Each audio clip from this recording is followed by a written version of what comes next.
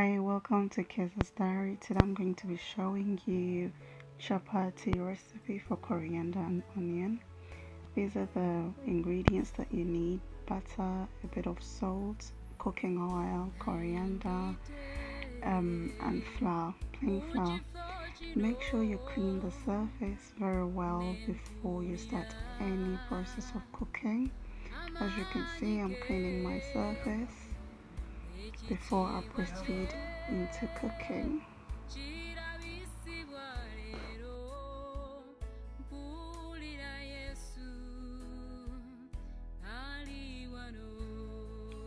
What you do next is you get your onions and coriander, you put it in the grinder and you mash it all together. You make sure it's soft and you've really mashed it. You can use a grinder, you can use anything that you need.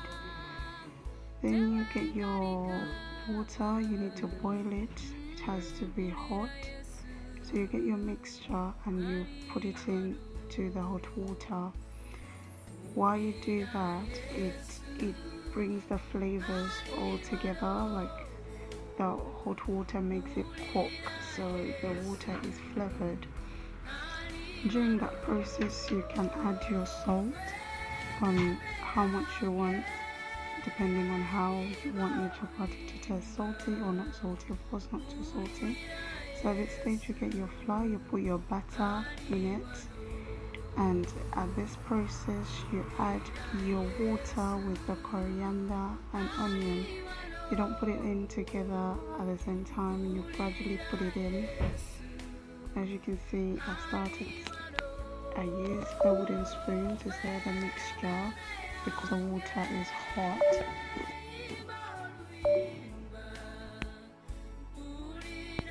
As you can see, I've put the rest of the coriander and onion with hot water into my mixing bowl, and I'm using the wooden spoon to do that.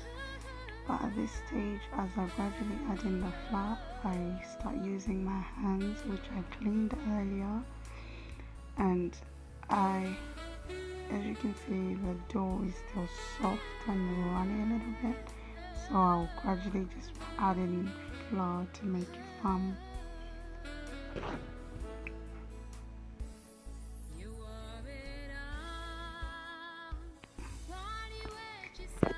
To make the process a bit faster, I put on the cooking oil onto the cooker and I transfer the hot oil into the mixing bowl. So I add it into my mixture. This helps the dough to become firm and to stop being sticky. I transfer my dough onto the surface that I cleaned earlier, and you can see that I'm mixing it together, I'm rolling it while adding flour on it. As you can see, my hands don't have any bits of the flour, which means it is ready. So I start rolling out my chapatis into small balls, as you can see. Then I put the pan on, put a little bit of oil in it, waiting for it to get hot. Then I start to fry my chapatis. As you can see, it's nice brown and gold. You need it to just cook through I'll cook mine for about 2 minutes. Like 2 to 3 minutes, it should be ready, depending on the size of your chapati.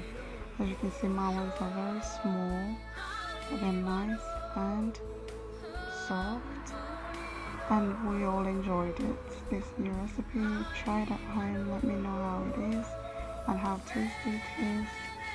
Please don't forget to subscribe and like and leave a comment. Thank you.